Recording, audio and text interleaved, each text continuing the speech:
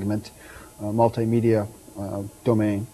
And then we have these lenses, as I've just described, but this whole process is also going right back to who designed what's on the slide. So that every time somebody turns the lenses a different way to help them see, the whole system's going right back to the designer. So they're beginning to see what is it that people are preferring here, and what is it that's missing here. So that one of the other features of the learner scope would be, for example, that when I went to turn it and I couldn't find a way to get it in focus, I couldn't find a way to represent it that would be clear for me, that I could say, geez, I went to try to find the epistemology here, or I went to find a mathematical simulator here, or I couldn't understand what you meant by this word, that within seconds they could also articulate that in a way that would flow back to who was designing the material. So that again, we come back to the kind of phrase that's up on the computer screen right now, that the number one intention of the design of the experience would be to help people become more pervasively and subjectively learning oriented, and to realize that that can't be done unless the environment is mutually learning with who's learning. Right? So let's jump to the computer screen for a moment. This is the learner interface that Learning Insights is developing as a product. It's currently in a HyperCard form, although the HyperCard is just providing our surface level interface environment, and that most of the deep processing structures that enable what we're going to see don't have anything to do with HyperCard. We took the point of view, having gone through all the kind of philosophical background that we've just talked about, and our concern for the way that people learn, our concern not only for subject mastery, but co-equally, if not greater, for their capacities for learning. We took all these different issues and then said, all right, given the learner scope model and some other things that we've studied about children, what kind of an interface would we design if our primary intention was to help somebody extend their capacities for learning? What would that interface feel like? What would its qualities be? Independent of the content that it was mediating, independent of the platform it was running on, though clearly running on a Nintendo machine or a television set is a different experience altogether than running on a 2CI or an FX or a 486. But putting aside the difference in graphic manipulation power or video or animation power or sound quality power, what would the basic relationship qualities be of an interface that was designed from ground zero to respond to different kinds of meaning needs that somebody might have as they were flying through, if you will, learning experiences, performance support experiences? I don't mean to constrain this only to K-12. That's where my heart is. This has also been designed for people that are going through various types of industrial education. So just to give a sense of this, in addition to it ultimately running on television sets, Macintoshes, MS-DOS machines of all kinds, we also had as a concern that it would be something that would end up being something we hold in our hands, very much like this. And this reflects the design of and layout and configuration of the controls on the right panel. One of the things that was critical in the design of this whole system was to come up with a series of what we call situationally relevant menus. We don't want to create a series of buttons that are hanging around for things that aren't actually relevant to the situation learner's in. We come back again to what we started with, that I think that the most significant qualities in terms of engagement issues have to do with how well is the system able to engage and respond. Engage in terms of engage, we get into the conversation of various types of media and their various levels of engagement in terms of entraining somebody's attention. But at the most important level, how well that can respond. How is it that it can become, like we talked about somebody learning to swim in a swimming pool, but we couldn't do it if the water was out of sync with our strokes. Well, how is it that if we were trying to learn to swim in information space, what would the swimming pool's qualities be like? Again, these are part of the part of the issues in our design. So the learner interface, it's primarily composed of controls, as I mentioned, that are what we call situationally relevant menus.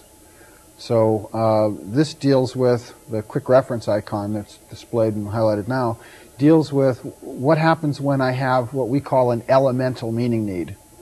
a component. I just encountered a word or a term or a phrase or a particular piece of a picture or a particular sound I just heard. Something in my experience that when I first felt it or experienced it, I needed more. I'll explain how that works in a minute. I'm going to do a kind of overview of how the whole thing functions first. This deals with representations. I got the words, terms, and phrases. I don't have a problem with that, but having gotten through this experience chunk that you've just provided for me, I still don't understand what you mean. So how is it that I could spin it, so to speak, spin it through different ways of coming home to what was the intention here? Nonlinear navigation. How is it that I, as opposed to moving in a kind of go to the next sequence in the course space or database, how is it I jump completely outside of the normal flow here?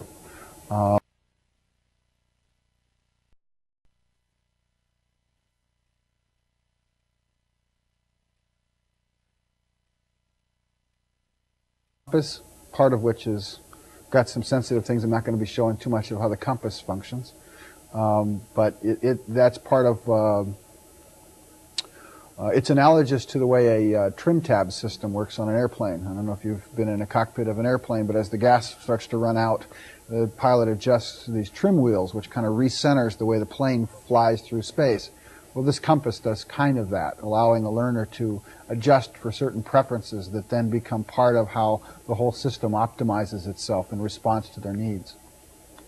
A collector's case, which is, I'll actually show in function, which is similar to allowing the learner experiencer to have 6 different colored highlighters in their pocket and be able to go pull out the red one and say, well, that's a category red, and splice that, and boom, that's saved, or a blue, and be able to have this very simple and elegant kind of overflow of their experience captured for them in easy to identify categories.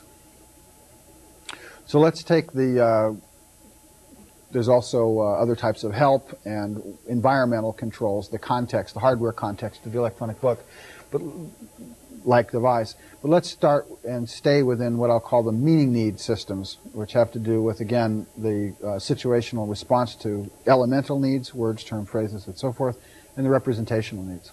I'd just like to interrupt you here and point out to people that are watching that the icons that you see here are not necessarily the icons that would appear in the product form.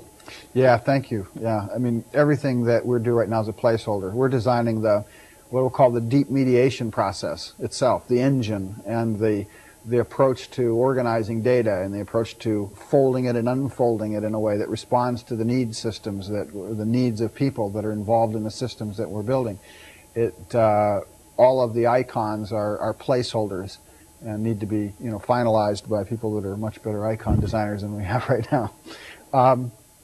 So let me start with situationally relevant references and say that, again, we're talking about, if we go back to a point that we made earlier, if people don't have environments in which they're able to follow through with their meaning needs, if when they encounter a word, term, phrase, a component on a learning experience or a play experience or performance experience, that causes them to need more. They need more. And at that time, there's nothing to do with that need more. There's no way to follow through with it. Then what the system is teaching them, and this is the most critical point I can get at, I think, then what the system is teaching them is that those needs are irrelevant. Deeply, tacitly teaching them that. And if the system's teaching them that, it's doing them no good, no matter what else it's doing at another level. It's teaching them that which is most important to how well they can learn and create and perform is irrelevant to how well they can learn, create, and perform. And so our concern then was to create an environment that at any time, at any place, when somebody had one of these need more impulses, they had a quick way to go get support for that and to get immediate, obvious response that would either work for them, and that if we didn't have something that would work for them, they could articulate what was missing so that we could learn from them and the system could grow.